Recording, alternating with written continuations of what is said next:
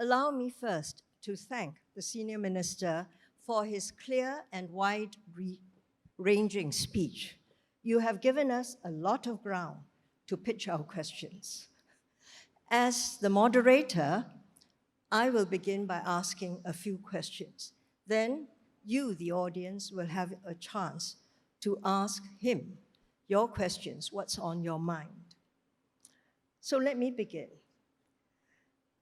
You, Senior Minister, you have described the current geopolitical outlook as one that is severely strained.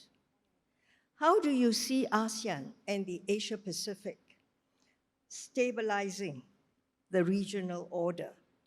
And in this age of interdependency and connectivity, can we really shield ourselves from the turbulence and changes happening elsewhere?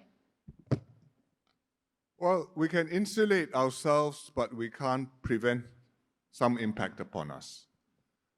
You ask what can the regional countries do to make things better? Actually, you mean what can Asia-Pacific countries do? And the Asia-Pacific countries include the US and China. And if the US and China are able to stabilize their relations, a big ask, but an important request, that will make a big difference to the regional order and, in fact, to the world. We don't know how that will develop because I think the new administration has not focused on that intensely yet, but we will see. On the part of the other countries in the region, as I explained in my speech, I think quite a number continue to believe in some international framework for multilateral trade, continue to want to cooperate with one another, to trade more with one another. And I think like-minded partners can get together to do this. Big countries like China, Japan, Korea, even India, smaller countries like the ASEAN members, countries which have close links to the West like Australia and New Zealand, all believe that they have to do business and trade together. And we can make FTAs. The RCEP includes many of the countries which are on the western side of the Pacific. The CPTPP includes the Americas as well, less the US. And these give you some life raft to hang on to and to have collective safety in this uncertain world. And Singapore continues to expand its network, not just in the traditional areas of trade and services, but also new areas like digital and green economy. We have green and digital shipping corridors. We have some digital economy framework agreements with several partners. And we're about to conclude a green and digital shipping corridor with India, all of which will give you some help and some stability in uncertain times.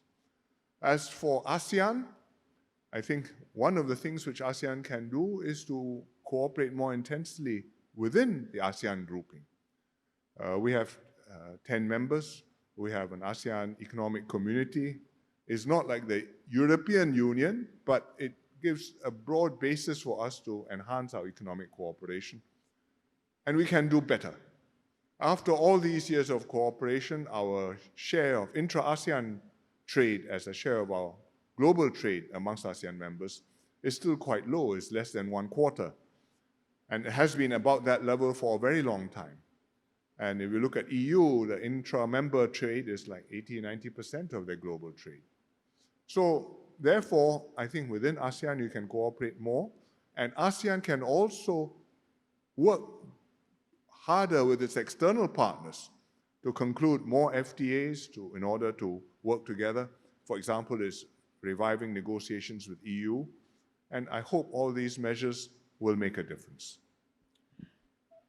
Yes, I worry about the connectivity and the interdependence, which seems to me to make it a bit difficult to shield ourselves totally. It's very difficult. It's hopeless. If you want to be completely unrelated to the external world, you'll be like North Korea. And even they need to find Bitcoin somehow or other. Thank you, sir. You mentioned, Senior Minister, earlier about the US-China relationship that they have to work out, between themselves. And indeed, it is the most decisive relationship in the world, affecting our security and prosperity. Now, President Trump is said to be not a man of war. He also seeks to strike deals. In fact, he's come up with a grand bargain for Mr. Putin and Russia. Do you think a grand bargain is possible between the United States and China? I think it would be difficult because the issues between the US and China have become deep. On the US side, fundamentally, they have made an assessment that China is a pacing challenger. That means it's something which they have to treat not just as a partner, as a friendly country, but something which could pose a challenge, maybe even a threat to them. And what is behind this? I think they see China growing. They see China possibly becoming bigger than them, maybe stronger than them. And I think it is not acceptable to the Americans to have this happen, because they see differences between them and China quite fundamentally in terms of ideology, in terms of global influence, in terms of their place in the world. And they have decided that no, they must stay ahead, and one way or the other, they will stay ahead. And they will stop this from happening. On the Chinese side, they see themselves growing. They want to do business with the world, but at the same time, they see America as trying to block their growth. And to them, this is something which is crucial. They have the right to grow. Why should any country be able to tell me I can't do this or I can't do that? They feel they have the right to technology, they have the right to the same standard of living as the developed countries, and they want to take their rightful place in the world. They see it as their rightful place in the world. And so these are two very different, fundamentally contradictory mindsets. And underlying that, feeding that, are a series of very difficult questions over sovereignty, over security, over values, over political systems, over imbalances in global trade, over technology, over cybersecurity intrusions, which are not easily traded off or packaged together into a grand bargain. Each one is an absolutist thing in its own, at least in the basic mindsets of the countries. And therefore, I don't see a grand bargain. And yet, unless America work together and have some kind of working arrangement, I think both will be in trouble and the world will be in trouble. Because if they clash with one another, they'll do a lot of harm to both and to the rest of the world. I hope some accommodation can be worked out. I can imagine some of the things which they have to do that, but it will not be easy. Yes, I think it will be rocky, as you say, and maybe at times worse than rocky. I'd like to come now to what we read in the newspapers every morning, the tariff war and the retaliatory tariffs. It's not good for anyone, and there are no winners. How do you see this process or trajectory playing out? Well, if you're an economist, you would advise China, your opponent is doing these things, imposing tariffs. He may think that it costs China, but actually it's also costing his own economy. Just stay calm and carry on. Don't do anything. Because if you do something, it will also hurt yourself. But politically, that's not possible. When somebody does this to you, politically, even if he's your best friend, you have to do something to show that you have taken note that he has done this to you. And you have to respond. Even the Canadians are responding, or talking about responding. Therefore, you have tit for tat, And you go down the road, and it's not just tariffs. You have restrictions on exports, you have restrictions on investments. Basically, you are bifurcating and you are dividing, and that way leads to a lot of trouble.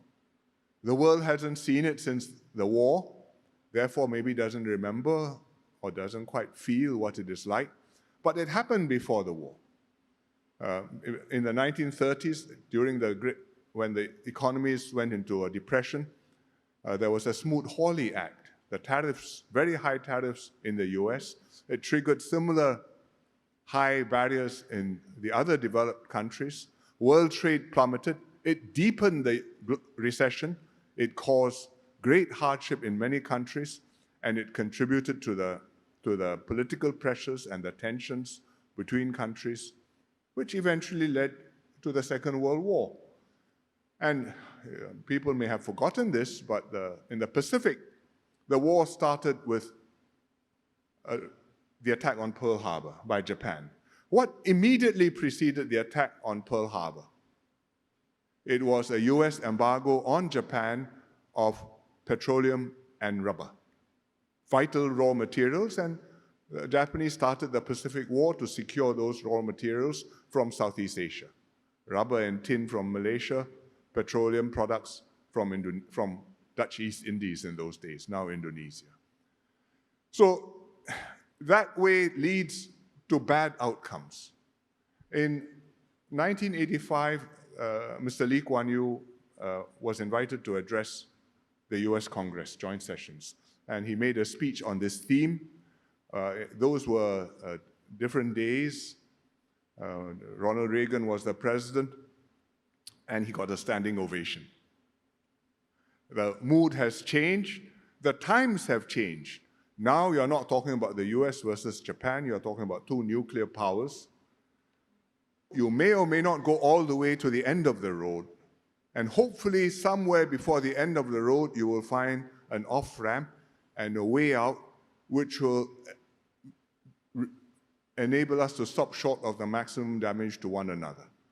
But it will take time, and it will take changes in mindsets, and I think meanwhile we'll just have to fasten our seatbelts. Yes, and I know that some people are saying, give this 2 years, and maybe with the midterm elections in the United States, that will help stabilize something. I don't know. I do not put this as personal predilections or prejudices. Certainly personal views of top leaders make a difference. But I think there's a deep view which has formed in countries that the ideal of the world is flat. That we just do business with one another, and it's okay if you sell me all my food and I sell you all your cars and all your solar panels, that is fine. I think now you will ask, what if you stop selling me some of my food? And I will ask, what if one day I need to convert my car line into a armored vehicle line? And how do I do that? So I think there is a fundamental concern that security, that resilience must be weighted more heavily and perhaps given priority over prosperity and interdependence. And therefore, I don't think we will go back to the days when countries pushed ideally for a free trade area in the Asia Pacific, as we expressed it in one of the APEC declarations in Bogor around 1990. But I hope that it will not remain a country where it's the law of the jungle, where what I say is what I do is what I wish to do, and I can do what I like, and nobody can stop me because I say this is national security, and therefore it's paramount. Even if it is national security, I don't want to spend myself to bankruptcy, and you don't want to spend yourself to bankruptcy. And in the fields of arms control, we may be opponents, but you still have arms limitation, you still have treaties to keep the competition within limits and prevent things from really blowing up. And I think in trade too, we need to have some rules like that. Yes. Thank you. Now, this will be my fourth and last question, and then you'll have your chance. This is the 60th year of Singapore's independence. Singapore, as a global port and maritime hub, has grown from strength to strength. Now, other ports in the region also have big ambitions. They are also seeking to grow and to play a bigger role and to have a larger share of the business. This is all natural and to be expected. Where do you see, Senior Minister, Singapore in the next 20 to 30 years as a global port and maritime hub? Now, I'm not talking of the next 60 years because by then, technology and geopolitics may have developed in a way beyond our imagination. What is your vision for Singapore's maritime industry in the future? Assuming there's peace and stability in the world, that the global trading system holds, that people still need to do business with one another, it's not a given thing, but I would bet on that and work for that. Then I think there will always be a living for us.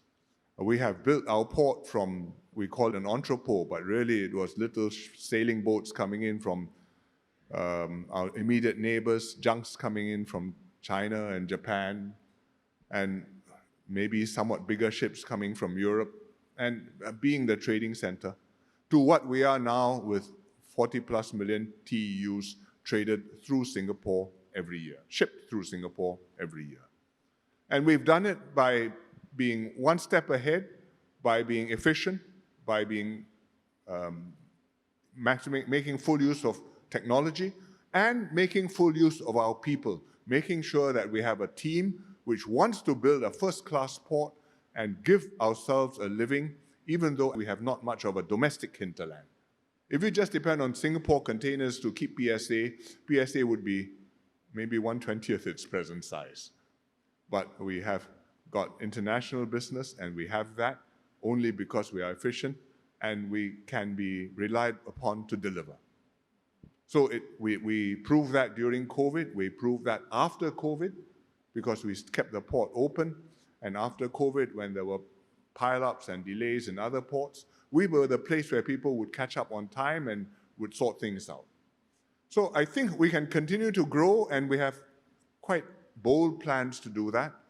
Tuas Port, which we are building, is targeted for 65 million TEUs per year.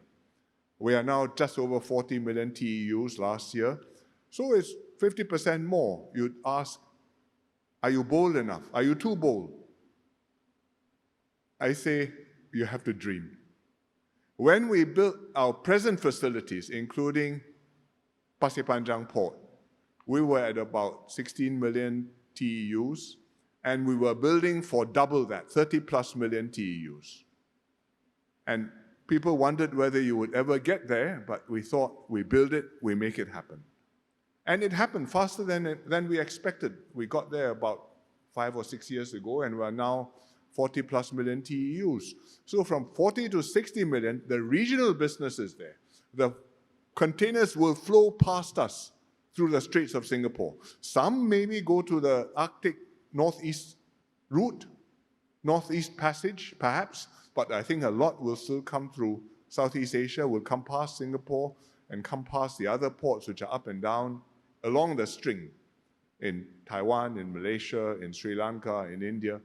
And if we are efficient, we can be the place where you ship the container in, the next ship comes, in 8 hours, the next ship turns around, it goes out. The container is tracked, is safe, never gets lost. Then I think we can continue to make a living for ourselves. And we will still be there 30 years from now and looking for the next bound beyond that. Yes, thank you. Now we come to questions from the audience. There are mics along the aisle.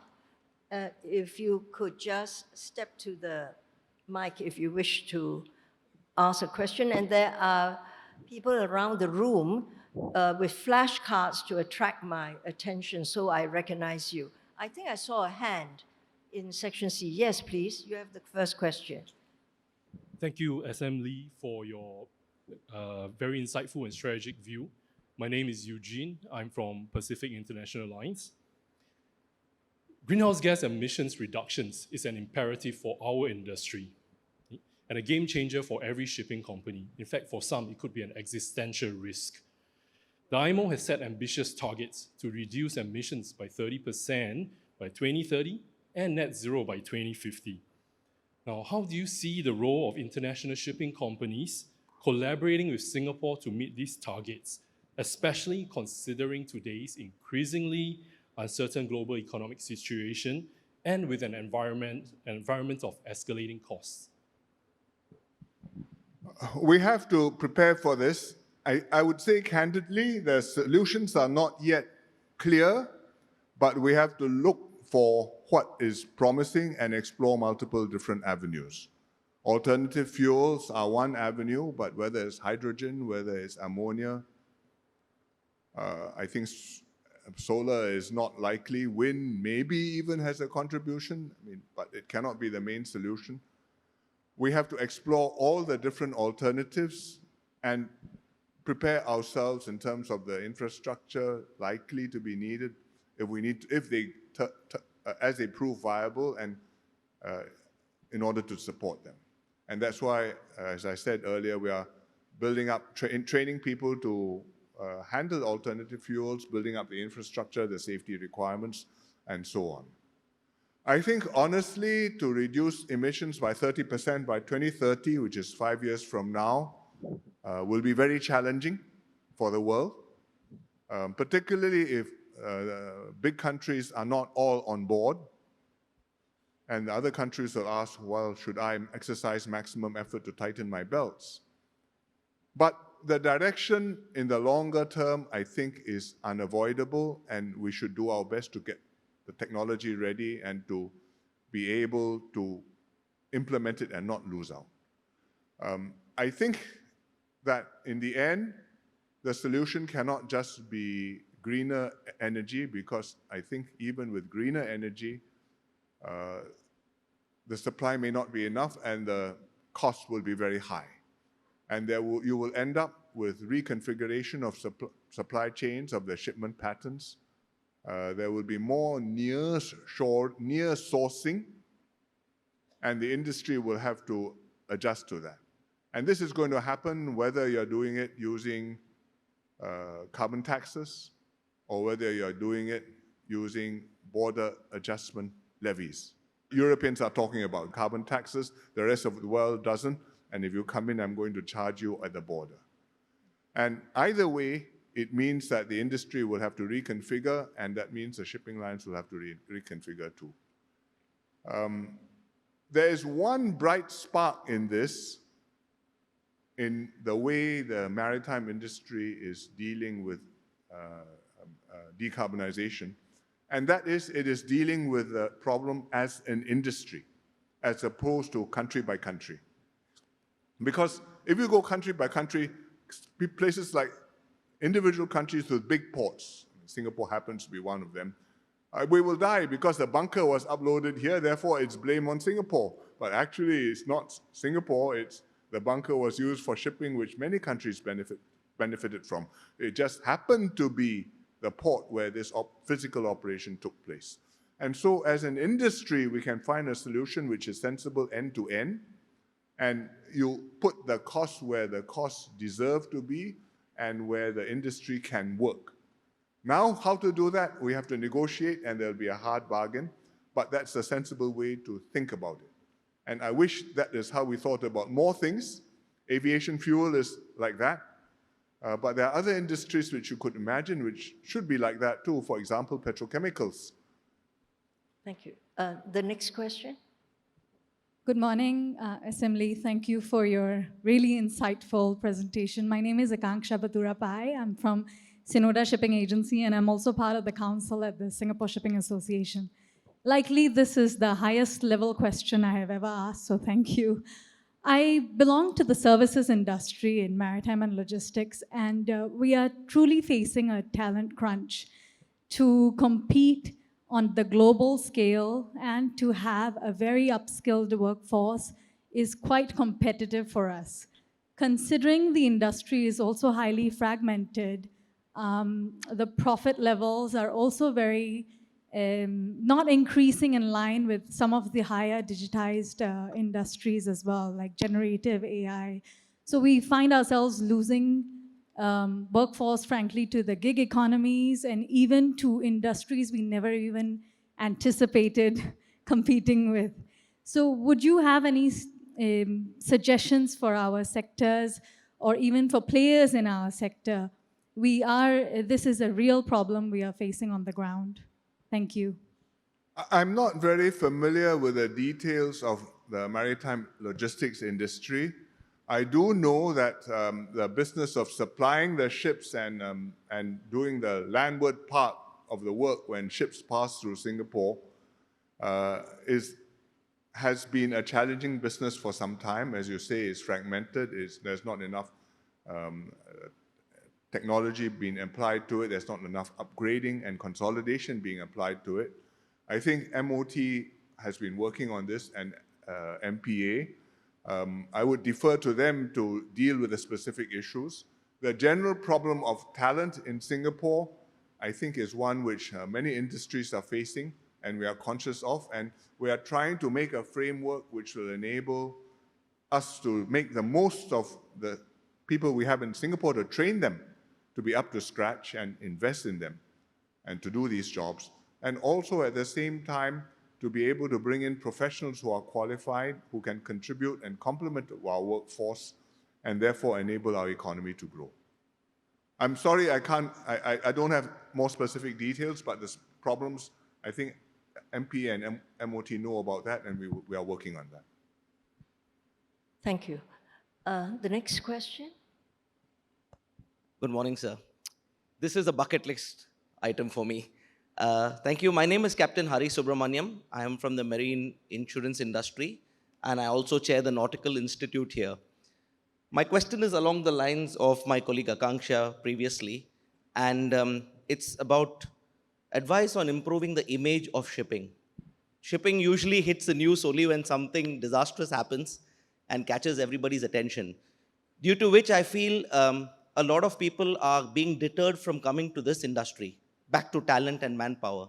Seafarers also are a dying breed. Nobody wants to send their children out to join the shipping industry. So if I may, sir, in your normal inspiring style, would you be able to share some insight and some advice on how we can actually go about that?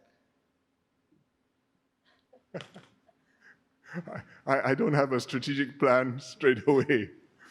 I think I don't know whether the problem is lack of publicity over shipping. I think the problem is, as countries become more affluent, their populations become less willing to go for a seafarer's life.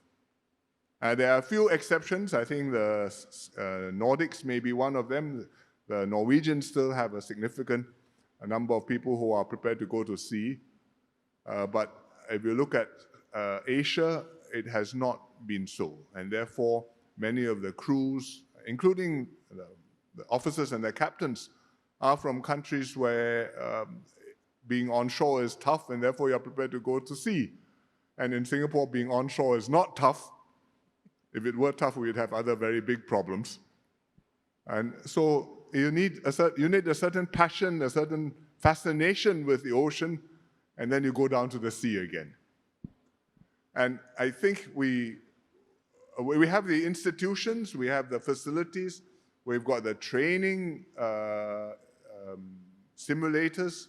I went to visit one, I think, in Jurong. We have one bridge simulator, which is, a dream, the next best thing to being in a real typhoon. But despite that, the numbers of people taking it up are not enough. I think that may continue to be the case. If you want to do it, you would have to look for people who have a passion for it. In the case of pilots, they look for young people who are young, and then they teach them to fly while they're still in school, and hopefully later on they join the Air Force and they join one of the airlines. And maybe in the case of the shipping, you have to do the same and catch them young and get them fascinated by the oceans. Right. There is something magical about it, but you have to have that personality, that obsession almost. The Navy is able to get people to join it. It has a different kind of image from what is in the maritime industry. It's only partly the uniform, is also the image of great professionalism and high technology. And in fact, if you're on a supertanker or on a modern ship, it's great professionalism and high technology too. So you've got to get that message across. Right. Thank you, sir. Thank you. Thank you. Yeah. My name is Xu Gang from Sumac Marine, China. Actually, we have a shipping company in Singapore and they have a shipyard in China. American is going to charge the ships built by Chinese shipyard calling United States port. My question is, what's your opinion? If you were a ship owner, are you going to order ships in Chinese shipyard? I will watch and see what actually happens. I think everybody in business prefers to have an orderly business environment, which includes a policy environment, which includes regulatory environment, which includes international environment. There have been certain rules which, since the Second World War particularly, countries have collectively agreed are wise and in everybody's interest. We all agree that we will trade with one another, that we have a principle called most favored nation. If I trade with you, then I give you a privilege. I will give the same privilege to everybody else. I will not discriminate between one and the other. We want to do business. And the world prospered for a long time like that. But even then, it was not a completely no-brainer matter. Even then, there were countries which are outside the system. The Soviet bloc was outside the system for a long time. China was outside the system also for a long time. And when China came in, first to have permanent normal trade relations with the US and also to join the WTO, this was political decisions under Bill Clinton. And it was a hot debate in the US Congress to decide to treat China like other countries and have permanent normal trade relations. Means I will not discriminate against you. Now they may reconsider. It's 35 years later. Congress can always change its mind. So from the point of view of trade, it's a problem. From the point of view of an overall relationship, is an issue which will become a problem between the two countries, I'm sure, if it happens. And somehow it will have to be sorted out. We hope, of course, that there will be peace on earth and goodwill among men. But that is an ideal we continue to work towards. Thank you. Thank you. My assembly, very good morning to you. I'm a TS Teo. I'm from Pacific International Lines, but today I'm representing the Singapore Shipping Association. As you may know, Singapore has been an international maritime city for, I think, past 8 to 10 years. A great achievement. However, because of that, Singapore needs a lot of talents. So we have today, as you can see, not only guys like me, but talents from many countries here. On the other hand, since COVID, cost of living has been going up, and this in turn has been a threat to talent in Singapore. May I know what's your comments and how you look at this matter? Thank you. I'm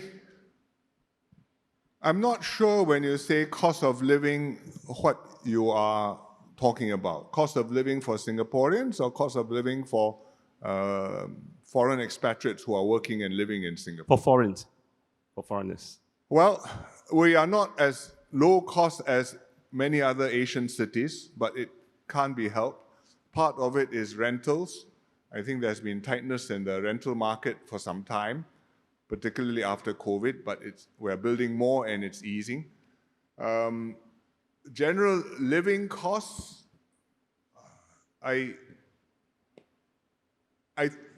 you read some of the surveys, they say we are more expensive than New York or London. I find that little bit hard to believe, but then if you look and see what they are shopping at and where they're dining at to make those calculations, it may be if you want that sort of a lifestyle, you have an issue. But I think that we can make ourselves a place where it's good to live, where you've got good health care, where you've got good education for the kids, where you're happy to spend time here and spend years here, and your career can prosper. And I think overall we can have a package which makes sense for the businesses, then we will be able to have professionals, have experts, have people who have different disciplines and experiences come here. If you look at the data, the numbers of people wanting to come in, numbers of employment pass holders continue to grow. So there are still people coming in. And I think as long as that's the case, we should be able to continue to grow. I think this may be our last question because time is running out. Yeah? Good morning, Senior Minister Lee and everyone here today. So, SM Lee, thank you for your insightful speech. I am Vera, a penultimate year student at NTU and a Singapore Maritime Youth Ambassador. So building on the topic of youth and talent and manpower and representing the youth of the maritime industry, as well as the future generations who hope to join this industry, could you perhaps give one advice for the youth on how we can navigate the waves of uncertainty and also to thrive here? Thank you. I think there's a lot of uncertainty in the world, but at the same time, there are many opportunities. And for people like you studying at university, preparing to graduate, preparing to go on to life, I would say you've had about as good a start as is possible for a young person to have, short of having gone through a drastic crisis and barely survived it. That changes your life. We have tried our best to prevent you from having a drastic crisis. We have given you the opportunities to learn, to be educated, to grow your talents, to see the world, to understand what the opportunities are around you, and to grow up with skills and knowledge which can prepare you to do many things in life. It's not the end of your education, but it's the beginning of a lifetime of learning and working. And if you take it with that attitude, say, I'm as well prepared as anybody. If I were in China, there would be maybe 200 million people competing with me. I'm in Singapore. I have competition, and the world is still there competing with me, but I'm prepared. I have a team in Singapore which works. I have a brand name which is good, and if I'm prepared to roll up my sleeves and go to it and adapt to the world as it comes, I can create something better which doesn't exist today. Your parents and your grandparents face much more daunting odds, but they didn't have as many choices. They said, well, let's do it together, and they did. So your generations, I would say it's your responsibility. It's also your chance to say, let's do it together. Show the old folks like me that you can do things which we didn't imagine. And one day, somewhere, we'll be looking at you and being proud. Thank you. Thank you, Senior Minister. Thank you. I would like to thank you for a very stimulating and a very insightful but frank discussion of the issues for the maritime industry. And can we have another round of applause, please? Thank you.